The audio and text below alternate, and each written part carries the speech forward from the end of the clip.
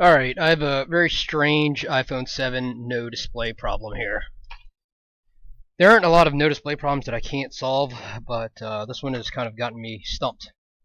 But I think I might have a lead as to what the issue might be, so I'm going to kind of explain it to you guys. And let me bring up the schematics real quick, and maybe we can see how that works.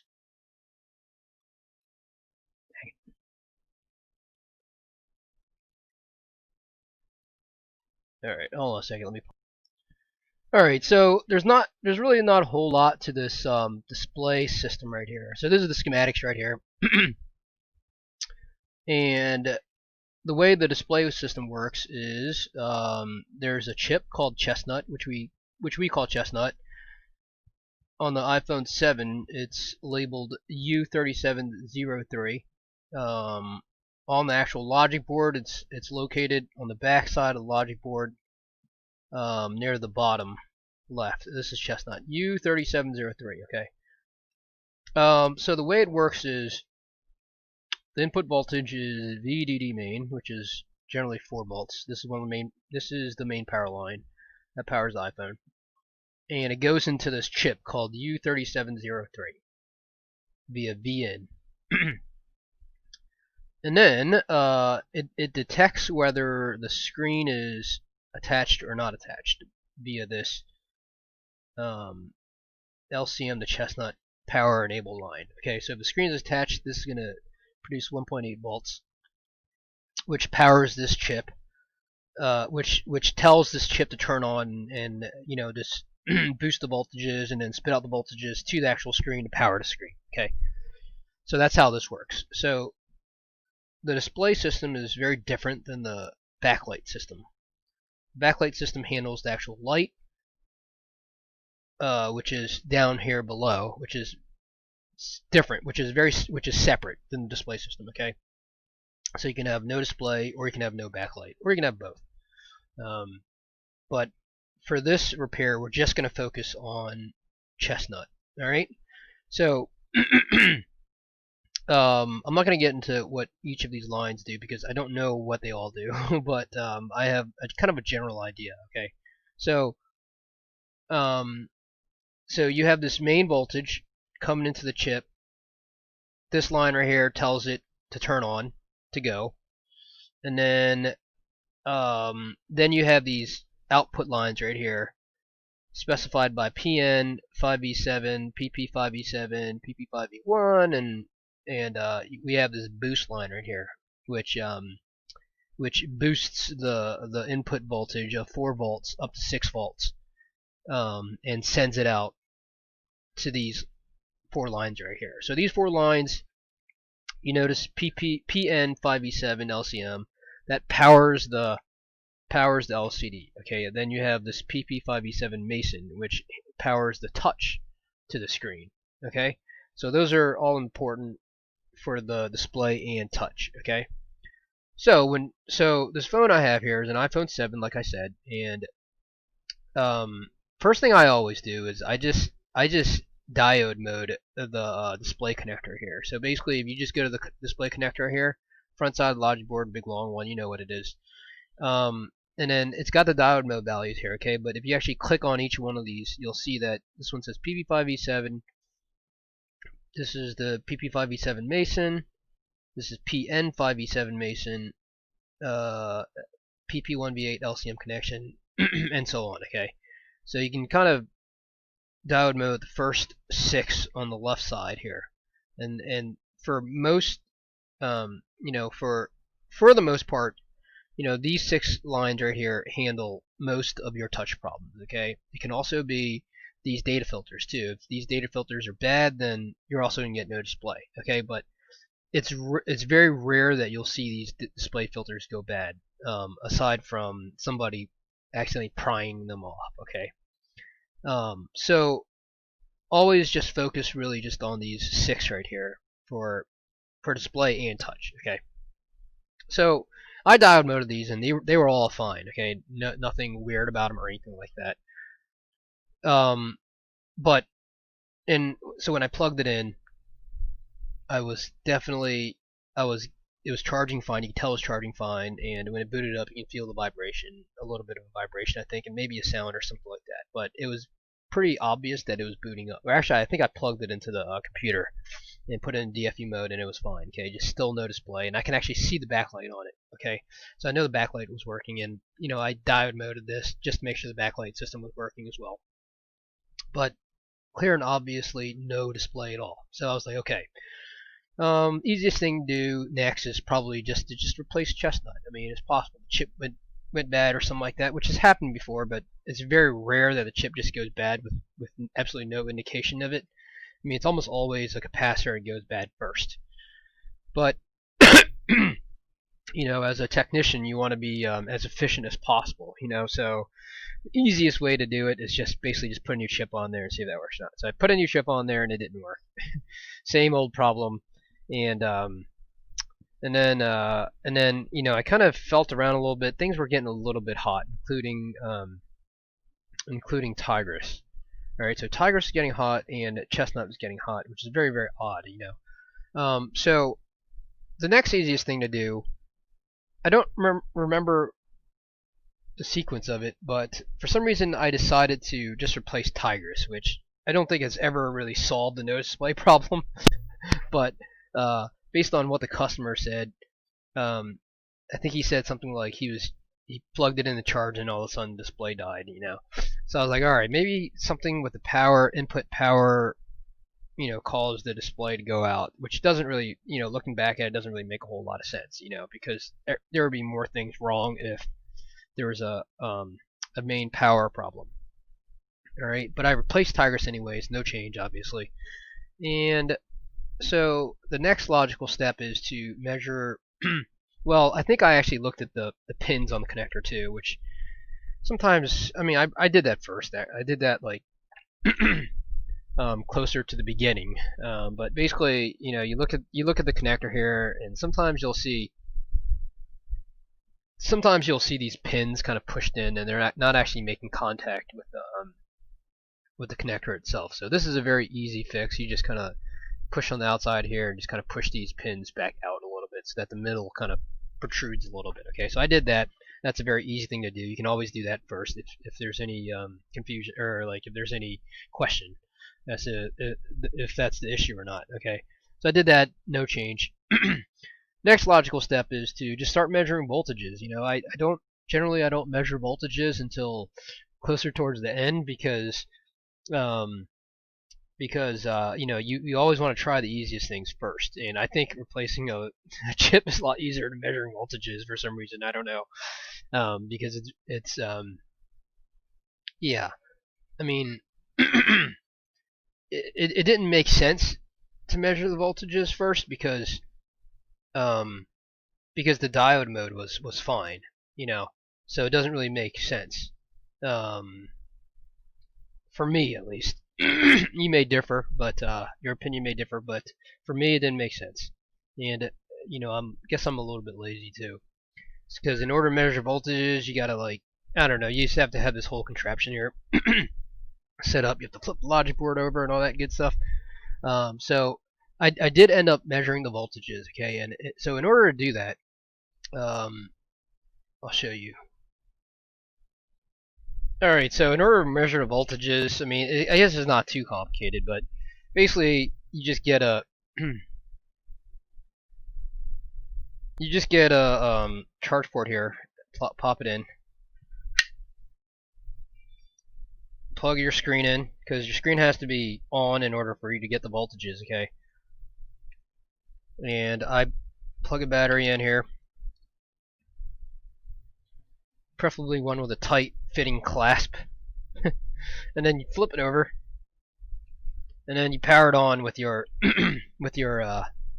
plug here, okay? Okay, so I'm not going to plug it in right now, but I'll plug it in as soon as I switch it over to the other camera. Alright, so I'm going to plug it in now, and well, actually, before I do that, let's take a look at the ZXW tools to see what we're going to measure, okay? So what I said before was, you want to measure the pp5v7 lines, the boost, and then a 5.1 line. Okay, so you can click on these or look at the schematics or something like that to figure out which ones they are. I've already done all that for you. So we don't really care about the touch right now. We just really want to focus on the display. Okay, so if you're looking at ZXW tools, you click on this one. This one says pp5v7 LCM. So we definitely want to measure this point. And then this is PN5v7. So we want to measure this point and this point, see if we're getting the 5.1 voltages. Okay. Next step is to there's 4 lines we want to check. The other one is pp5v1. Actually, we don't need that. That's touch. And then let's see, this one right here, pp6v0 LCM boost. Okay, so I guess 3 lines. We want to measure this one and 2 pp5v7s, and actually you do want to measure the enable line, which is this one right here. Okay, so this should be 1.8. This should be 5.7. 5.7. This will be negative 5.7 actually, and then this will be 5.7, and this will be, I'm sorry, this one right here will be 6.0. Okay, so those are the 4 voltages we're going to concentrate on, and let's go.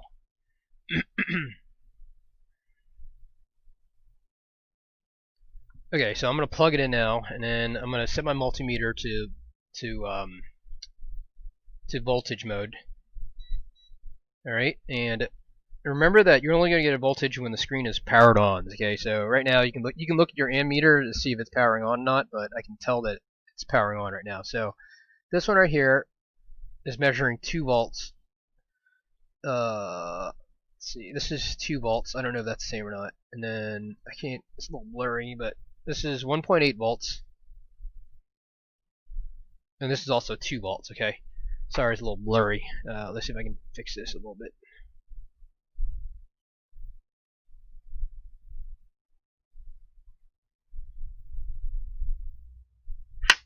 Oh.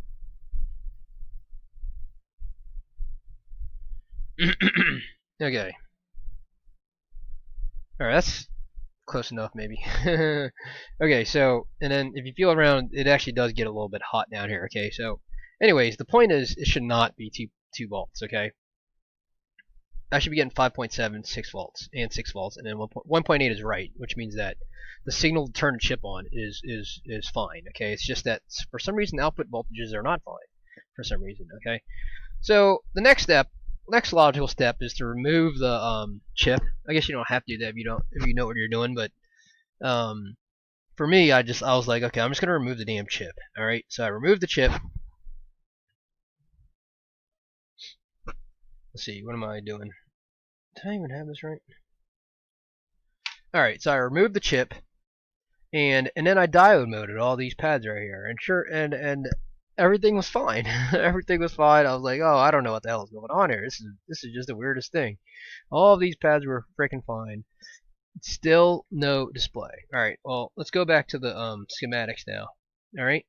So if we think about it, input is VDD main, which I measured that. That was 4 volts. Okay. LCM to chestnut power enable was 1.8, which is fine. So 1.8 sends it, turns it on. VDD main is 4 volts.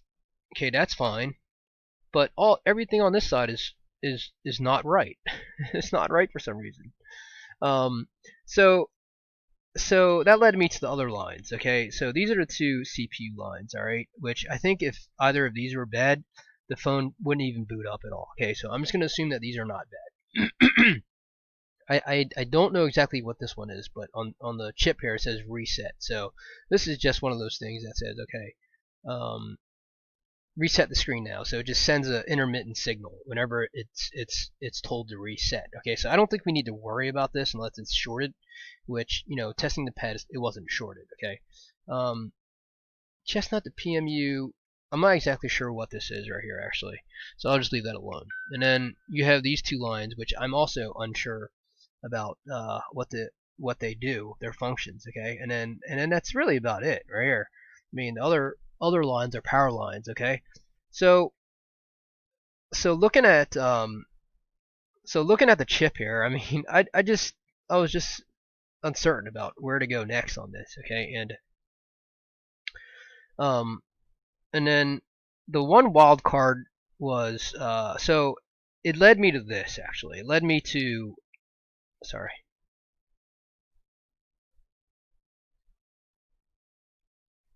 What the hell's going on? Okay.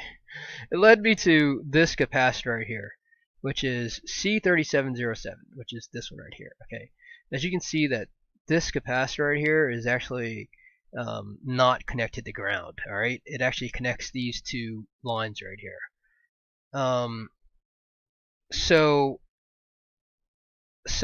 Okay, so E4, E4 and C4. Okay, C4 and E4. So it connects C4 to E4 via capacitor here. Okay, and if you're measuring diode mode on the chip, they both show OL. Okay, but if this capacitor is shorted, then it's going to show OL. Because it's not connected to ground anyways. All right, so I measured this cap right here, and it was shorted. I don't know exactly how it got shorted. It didn't look like it got shorted, but it was shorted. Okay, so looking at the actual iPhone, it would be. Sorry, let's see if I can focus here and then.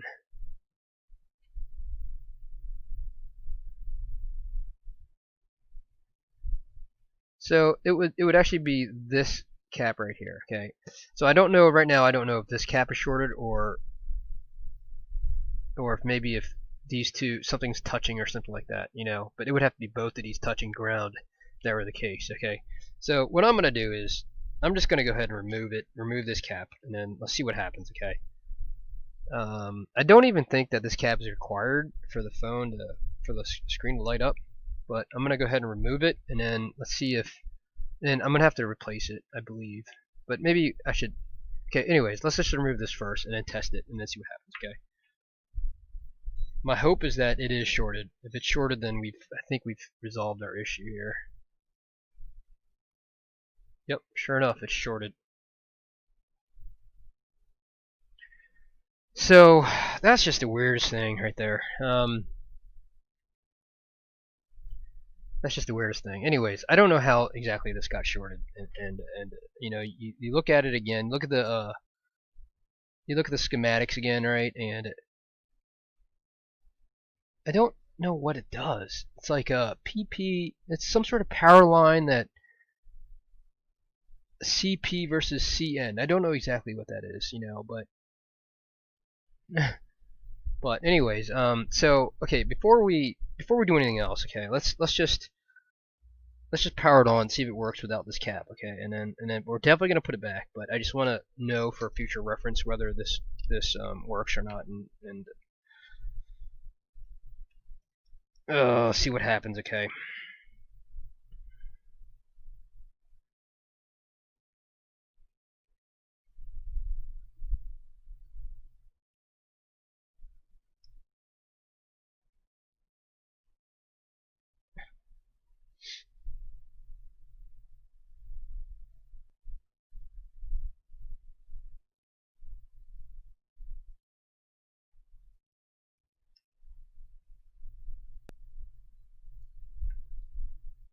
Okay.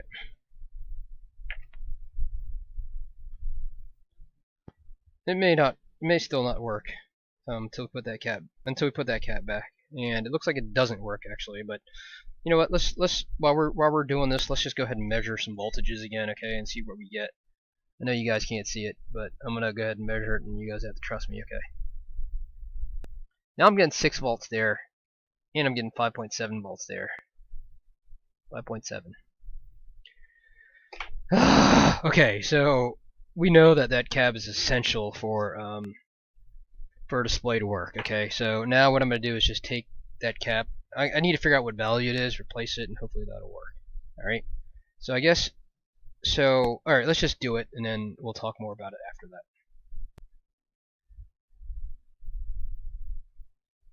Hey Google, turn smoke on.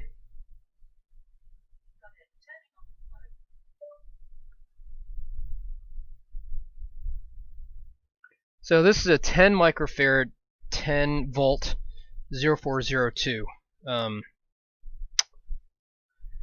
0402 capacitor, which is fairly common capacitor in these models.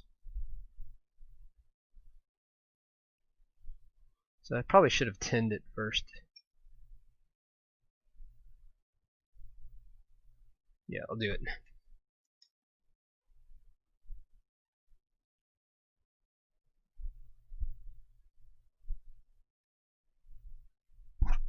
Probably should use heat too. That'll probably be a little easier since it's so tight in there. But I'll see if I can do it with this.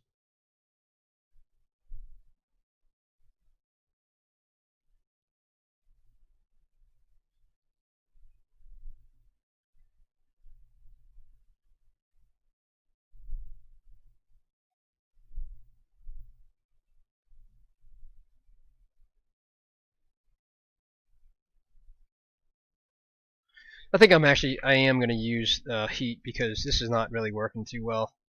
Can't really fit my tweezers in between there, even though the tweezers are they're like the smallest you can get. So let's see what happens. Take me like 2 seconds with heat. Maybe 3.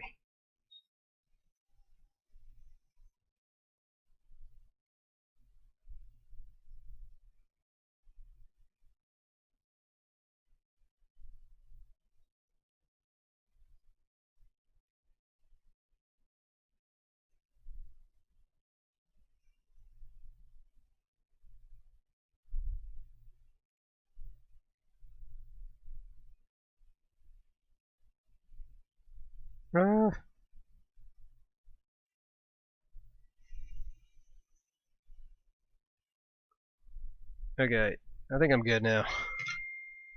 Okay, that took way more than 2 seconds. Okay, so before I even do anything else, let's just diode mode it, make sure we're like okay with that, you know.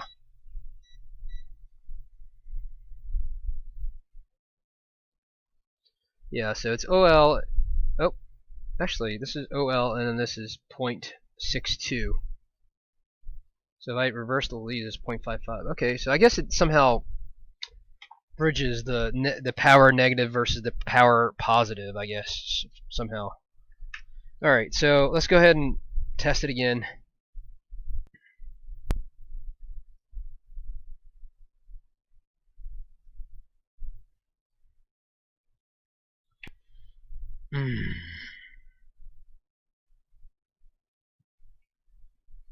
I don't know. I probably spent at least a few hours on this already. I mean, God. I guess that's kind of what's fun about this thing is, you know, a lot of times you think you know what you're doing, and then some shit like this comes along, and you're like, what the hell is going on? And then you have to use your brain again to try to figure it out.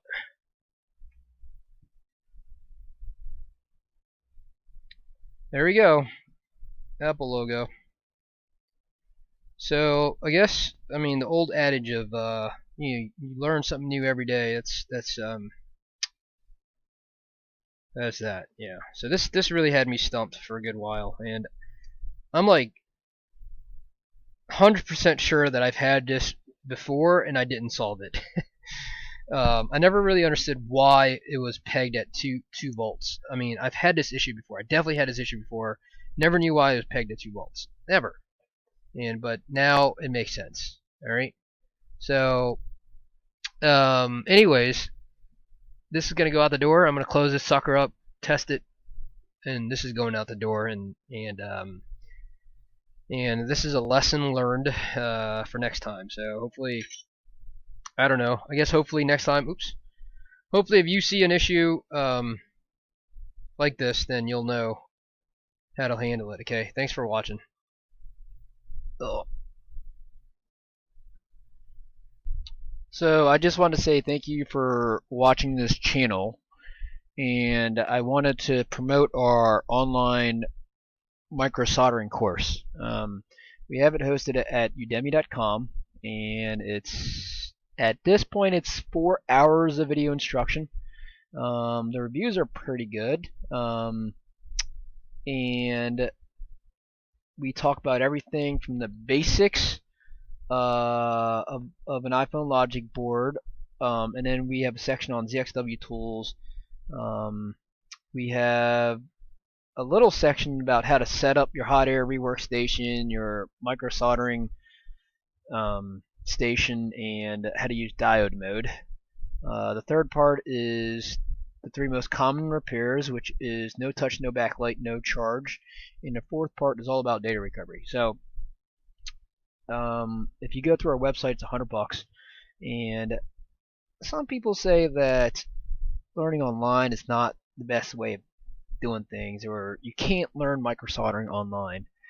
I beg to differ. I don't know about you guys, but I started watching YouTube videos when I first started about 3 years ago, and that's how I learned it.